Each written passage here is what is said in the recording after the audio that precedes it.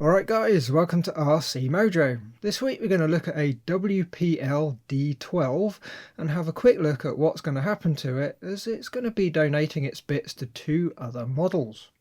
First, I know I'm really quite late to the D12 party. I tried twice when the truck first popped up and both times the seller never actually sent anything. After that it didn't seem worth doing just for a hobby grade RC upgrade. Annoyingly, when I got this one, I noticed the WPL tape on one end was cut and the box was resealed. Not a good sign, and often means it could be a return or some other fiddle has been going on. Thankfully, all it was the seller had put their own sticker sheet in the box. An odd combination of tigers and fish skeletons. Also, for some reason, there's a Discovery Channel sticker on there too.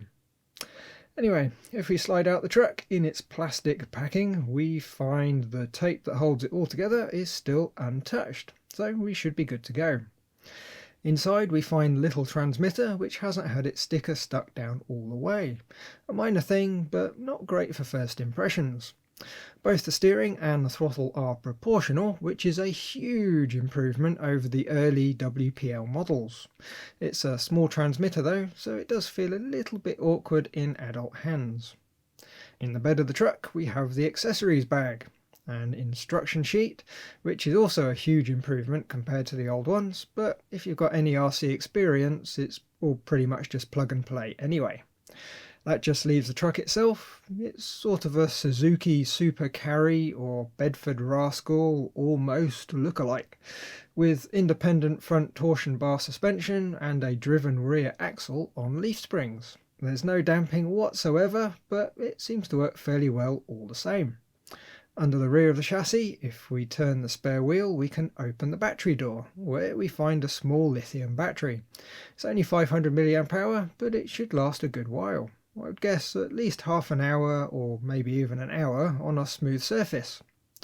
If we look under the chassis we find a well thought out front suspension with no tall damper towers, which is going to make it perfect for where it's going to end up. At the rear we have the same old plastic axle from the B1, no bearings or anything fancy like that, but as long as it only ever runs fairly slowly it's going to be good enough. In the accessory bag there's quite a few bits and bobs. First out we have what looks like a fuel tank to go under the body. Next we have a pair of side mirrors, a couple of spare rod ends and a drive cup. I'm sure they're going to come in handy at some point in the future. They give you a little screwdriver. It fits the wheels and the other small screws, but it has an even more important job that we'll see in a minute. There's a couple of sticky backed shiny inserts for the mirrors, and they feel like metal rather than plastic, which is a bit unexpected.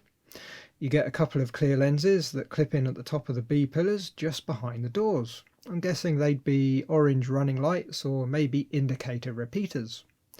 There's a black cage bit that goes on behind the cab, a nice little sticker sheet with the rear lights, number plates and a few other bits, a WPL sticker sheet if you want to represent WPL, and a fairly typical USB lithium-ion charger.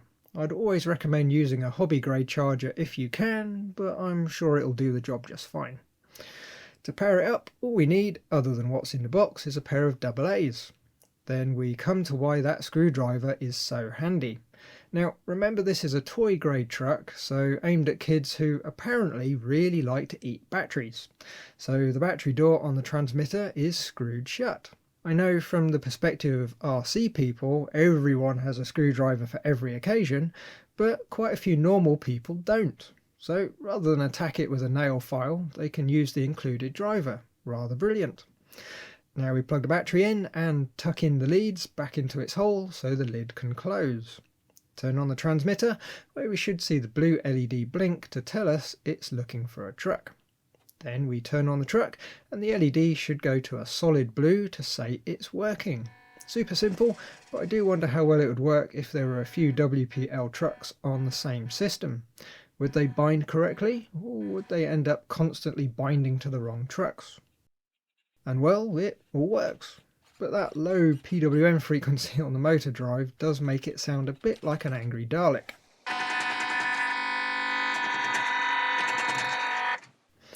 The steering is quick and responsive. Compared to the older WPLs, it's a rather amazing setup. The steering on those early ones was straight to bin material. With the truck on the ground, it runs quite nicely, although you can tell it's a bit low on torque. When you're trying to drive and steer, it needs quite a bit of extra throttle to get going. But otherwise, it's quite controllable at a very low speed. I have to say, I'm quite impressed. I can see why these little D12s are still quite popular. The kicker is, everything I've shown so far, except for the 2 AA's in the transmitter, comes to near enough 40 quid delivered. It really is a bit of a bargain. Right, the plans. If you watched the Brooder camper video, you're going to know half the story. The plan is to use the D12 chassis under the camper body to make it RC.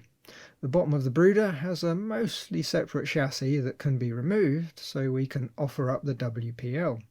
It needs to be extended a bit, but otherwise it should be a simple swap. After that, the D12 body is going to be going spare. And it just so happens I have this FTX where the body is really starting to crack. So why not a 4-wheel drive rascal? Now I'm fairly sure the idea came from a YouTube video or forum post, but I really can't remember where. I'm sure I saw someone fit the D12 body to the FTX or the similar RGT chassis somewhere, and it's been in the back of my mind ever since. And that's about it. The D12 is an awesome little truck, especially for the money. 40 quid is great value. You always have to keep in mind that it's a good quality toy rather than hobby grade, but as a base for other projects, it's brilliant. Plus there's a huge aftermarket for it. You can get aluminium replacement chassis and suspension, wheels, tyres, all sorts. Even body kits if you want to go all Tokyo drift. Right, as always, thanks for watching. Like if you liked, subscribe if you haven't, and leave a comment if there's something on your mind. Bye guys!